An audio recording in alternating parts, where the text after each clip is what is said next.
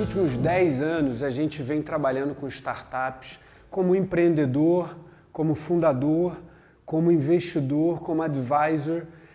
E ao longo desses 10 anos, a gente desenvolveu uma abordagem, a gente desenvolveu uma prática de como lidar com os aspectos jurídicos ao longo do ciclo de vida de uma startup, que a gente viu que tinha algum valor.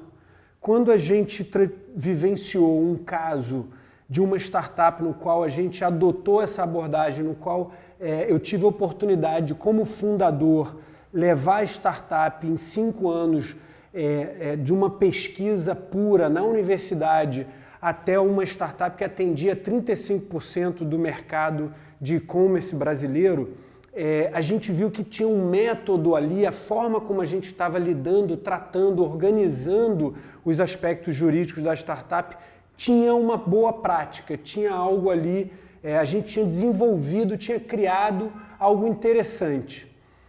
A partir daí a gente se dedica academicamente para desenvolver essa prática com um pouco mais de musculatura no que diz respeito aos conhecimentos que a gente envolveu nessa abordagem.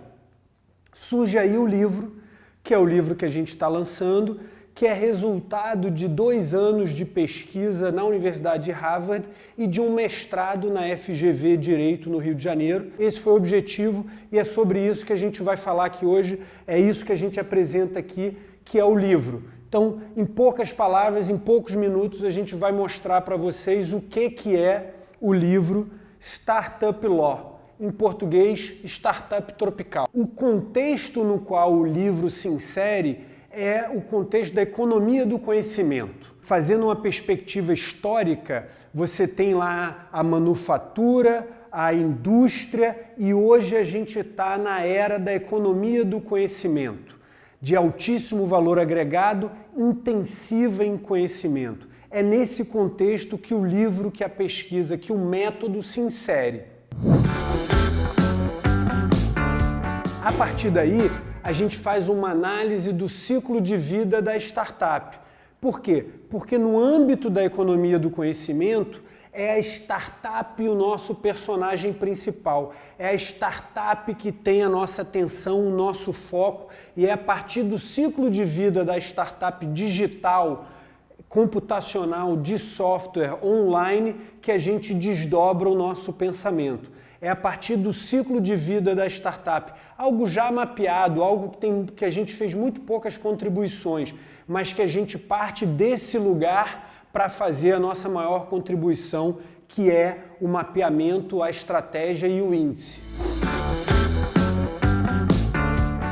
O segundo capítulo do nosso livro é teórico.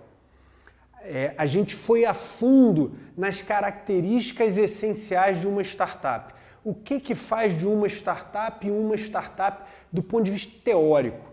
E aí a gente vai falar de teoria do contrato, a gente vai falar sobre as curvas de crescimento, a gente vai falar sobre questões societárias, a gente vai falar sobre questões trabalhistas, mas que são características intrínsecas do universo da startup.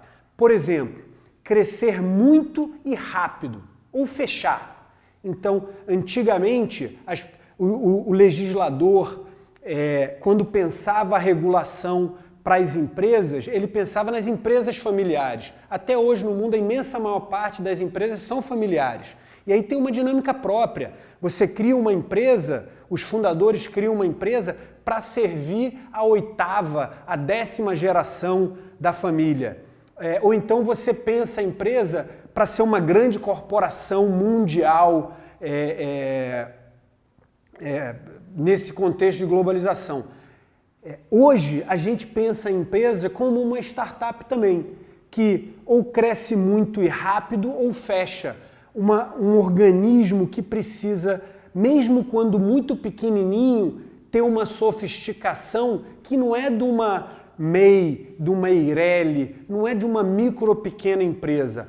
A startup, quando ela está pequenininha, mesmo pequenininha, ela requer uma sofisticação jurídica, institucional, financeira, que é completamente diferente da pequena empresa que não pretende ter uma jornada de crescer muito e rápido. Então, na parte teórica, a gente avança bastante nesse lugar antes de adentrar na parte prática. É na parte prática que a gente oferece orientações específicas, mas essas orientações elas só fazem sentido se a gente estiver lidando com uma startup com algumas características teóricas. Quais são essas características? Aqui nessa imagem a gente representa como cinza a parte de descoberta e ideação. Aqui a parte escura, cinza escuro, quase preto, a parte de validação, de testes, de prototipação. Depois você tem uma fase de inflexão aqui, que é a fase de eficiência, na qual a startup já se provou, ela já se testou, ela já tem um protótipo validado e aí ela precisa agora ganhar eficiência operacional. Ela precisa agora se preparar em todos os seus aspectos para crescer. Tanto a parte de front office como a parte de retaguarda, tanto a atividade fim como a atividade meio da startup, nesse momento de eficiência, precisa estar preparada para escalar, para crescer muito, para crescer rápido. E aqui a fase de escala, a parte mais íngreme, na qual o grande desafio são os canais de distribuição, os canais de venda. Aqui a regra é vender, vender, vender, vender. Já se teve a ideia, já se validou o teste e o protótipo, se buscou eficiência operacional e aqui é vender, vender, vender, vender, vender. Um outro aspecto teórico importante é o ciclo de investimento. Então, o ciclo de investimento, ele parte de uma lógica de um hockey stick. Isso aqui é como se fosse um taco de hóquei. Então, você tem aqui no início o investimento anjo, o investimento muito conhecido como Love Capital, que é de amigos, de família, de pessoas próximas. Depois você tem o Love Capital, você tem o anjo, você tem o seed, você tem o venture, você tem o private equity. Então existe essa curva do ciclo de investimentos da startup que na parte teórica a gente também entende ela mais a fundo. Isso tudo para fazer esse mapeamento. Uma das principais contribuições do livro é esse mapeamento, essa figura, esse desenho no qual a gente mapeia 90 aspectos jurídicos, distribui ele em 6 áreas estratégicas, que são esses elementos de pizza aqui, a parte societária, a parte financeira, propriedade intelectual, trabalhista, tributário e o dia a dia operacional. O perímetro representa o ciclo de vida. Então, esse primeiro perímetro verde representa a fase de descoberta, de ideação, a fase mais incipiente, embrionária da startup. Na sequência, você tem a fase de teste, de validação, de prototipação. Depois você tem a fase de eficiência, de buscar elementos de gestão operacional. E a última, você tem a fase de escala, de vendas, de crescimento comercial rápido. Então esse aqui é um mapeamento. A gente bebe da fonte do ciclo de vida da startup, a gente bebe da fonte da curva do hockey stick para propor esse mapeamento como um grande mapa de consciência dos aspectos jurídicos a serem enfrentados aí por uma startup. O terceiro capítulo do livro, a gente oferece um guia. É uma parte bem prática, hands-on, que no mínimo ajuda a startup a ter consciência da estrada. Agora, a gente explica um pouco cada uma das etapas do ciclo de vida da startup. Primeiro, a fase de ideação, de descoberta. O perímetro é um perímetro cinza, que representa uma fase embrionária. A startup ainda não tem muita densidade, não tem qualquer densidade. A bicicleta, que aqui representa a startup, ela está no início da sua jornada. Ela ainda está numa fase que ainda nem tem uma estrada bem pavimentada. Ainda é uma coisa etérea, é a ideia. E aí, ainda assim, você tem alguns aspectos que a gente mapeou como sendo importantes nesse momento se ter consciência. Essa é a fase de prototipação e teste. A gente representa ela como um cinza escuro.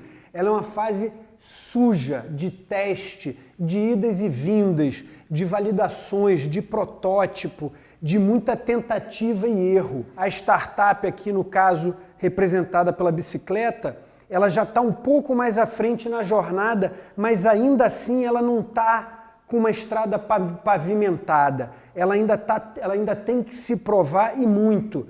Essa aqui é o Vale da Morte. É nesse período entre ideação e descoberta, entre validação e protótipo, que a imensa maior parte das startups ficam pelo caminho. Então, ainda mais importante ter consciência do que deve ser tratado nessa fase, dos aspectos jurídicos, para fazer a startup crescer muito e rápido ou, se necessário, fechar. E se for necessário fechar, a gente também ter pensado nisso lá atrás. Essa terceira fase é a fase de eficiência. Eficiência operacional, eficiência de gestão. Então a startup ela já teve a ideia, já passou pelo momento de descoberta, ela se provou na fase de testes, de prototipação, e agora ela entra numa fase que a gente caracteriza como a cor vermelha, que requer muita atenção, que requer um cuidado dobrado. Por quê? Porque aqui é a fase de inflexão, é aqui que a startup tem que ganhar tração para de fato crescer. E aí, nesse sentido, que os aspectos jurídicos começam a ganhar uma densidade bem maior. É aqui que a startup de fato se forma numa empresa com musculatura empresarial para na fase seguinte crescer muito e rápido. Aqui a gente chega na fase de escala, na fase de vendas, na fase de crescimento acelerado.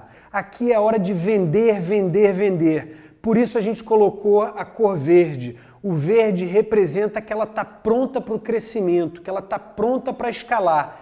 E esse é o objetivo principal aqui quando a startup representada pela bicicleta, ela atinge a curva tão desejada do crescimento escalável. E aí já com toda uma densidade dos aspectos jurídicos envolvidos nessa trajetória. Por fim, a última etapa do ciclo de vida da startup, que é o momento onde ela ou ela é vendida, comprada, ou é feito IPO, abertura de capital, ou ela fecha. Então são dois caminhos bem radicais, bem diferentes, mas que fazem parte do ciclo de vida da startup.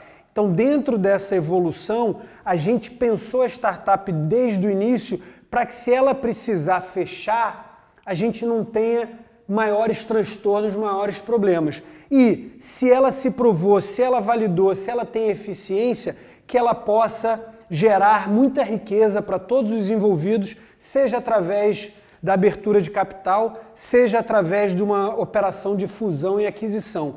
Então essa é a última etapa da startup, que pode ser uma etapa de glória, de abrir a champanhe, ou pode ser uma etapa de fechamento, de encerramento, mas que ainda assim é importante saber desde o início que pode ser e é provável que a startup será fechada. Como fazer isso com eficiência? E por fim, o índice. É no índice que teoria e prática se juntam para criar um indicador da segurança jurídica, da transparência e da eficiência jurídica da startup. No índice, o conceito principal é Everyday Investment Ready. Como é que uma startup pode estar diariamente preparada para receber investimento? O índice começa a partir do mapeamento e de uma ferramenta de diagnóstico. Primeiro, a partir do mapeamento feito, proposto na parte teórica, a gente fazer um diagnóstico da startup. Quais desses aspectos mapeados já foram cumpridos ou a startup tem consciência de que deveriam ser cumpridos? E aí a gente propõe essa ferramenta. A gente propõe que com essa ferramenta em mãos, a startup faça um diagnóstico analisando as áreas estratégicas e o momento do ciclo de vida que a startup se encontra, que ela faça um diagnóstico a partir do qual a gente calculará o índice de cada uma das startups com base no seguinte: você passa a ter um somatório de valor a partir de pesos e medidas. Então, o primeiro conceito é: cada um dos documentos, cada um dos aspectos legais pontuados no mapeamento e desdobrados no diagnóstico, eles valem 100 pontos. Só que alguns aspectos jurídicos são bem mais relevantes do que outros. O acordo de sócios é imensamente mais importante do que o contrato de aluguel de uma estação de trabalho no coworking. A segunda etapa da construção do índice diz respeito à relevância do tema mapeado. Então, o tema mapeado, no caso as bolinhas, elas podem ter relevância 1, 2 e 3, a depender da importância do aspecto jurídico no ciclo de vida da startup. Então, por exemplo, as bolhas maiores recebem peso 3, as bolhas menores recebem peso 1. Isso por conta da relevância daquele tema no ciclo de vida da startup. Um outro aspecto do índice é o nível de maturidade de cada um desses documentos, de cada um desses aspectos jurídicos. Então, cada um dos 90 documentos, ele tem uma etapa de construção, ele tem uma etapa a ser cumprida para que 100% dos aspectos jurídicos sejam formalizados, sejam assinados, impressos, carimbados, registrados. Então, essa evolução a gente trata no índice como sendo o aspecto relacionado ao valor de compliance. Então, a primeira etapa é a startup sequer tem consciência da existência daquele documento ou daquele aspecto jurídico. Então, se ela não tem consciência, ela ganha 0 pontos do total de 100 pontos que cada documento tem. Se ela tem consciência do documento, a gente atribui 15% dos 100 pontos. Se além de ter consciência, ela já tratou algum aspecto, já tem uma minuta, já começou a negociar, a gente atribui mais 35%, que somando com os 15% dá 50%. 50% dos pontos, 50% dos 100 pontos são atribuídos quando a startup tem consciência que o documento existe e avança na elaboração, no compromisso daquele aspecto jurídico. O restante dos 50% atrelado a essa construção de valor, a startup adquire quando ela de fato cumpre 100% do aspecto jurídico daquele documento. Em alguns casos, é imprimir, assinar e ter 2 testemunhas assinando. Em outros, é registrar em cartório. Em outros, é levar na junta comercial. Então, a depender do ritual necessário jurídico para a completude do documento, a startup ganha 100% dos 100 pontos. Por fim, o último valor do índice é em que momento do ciclo de vida a startup se encontra e aquele respectivo documento. Se trata-se de um documento da fase de ideação, é o peso 1. Na fase de teste, peso 2. Na fase de eficiência, peso 4. Na fase de escala, peso 8. Por quê? Porque o impacto e a responsabilidade envolvida nessa fase de ideação é baixa, é pouca. Vai ganhando densidade. Na medida que a startup vai evoluindo, suas ações, responsabilidades perante terceiros, às vezes funcionários, às vezes clientes, às vezes investidores, o nível de maturidade da startup também é considerado no índice como um valor. Na primeira fase, essa responsabilidade ela é baixa. Na última, ela é altíssima. Aqui, a gente já está falando de uma empresa que fatura milhões, que tem dezenas, centenas, milhares de clientes, que tem dezenas, centenas de funcionários. Então, a responsabilidade aqui é muito grande. Por isso que no índice a gente atribui um peso 8 vezes maior essa fase do que essa fase. E um dos anexos do livro que vale a pena mencionar é uma lista de due diligence específica para empresas de tecnologia, digitais, online, de algoritmos, de ciência da computação. Então, como anexo ao livro, a gente oferece uma lista de due diligence especificamente para startups digitais. Esse é um overview, esse é um breve panorama do livro, do que a gente transformou, a prática que a gente transformou em pesquisa e que agora a gente oferece no livro. Essa aí é um panorama geral do que você vai encontrar nas 200 páginas do trabalho de pesquisa que a gente desenvolveu e está lançando, publicando agora aqui.